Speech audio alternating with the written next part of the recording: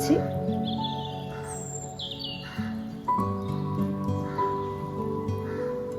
এবার আমি এগুলোতে একটু তেল দিয়ে রাখছি, এগুলোতেই বসিয়ে দেব। প্রথম যখন বসাবেন তখন তেলটা একটু বেশি দেবেন, তারপরে এক সেট হয়ে গেলে পরের সেটগুলিতে এতটা তেল লাগে না। তো এইভাবে আমি স্টিমারে বসিয়ে নিচ্ছি।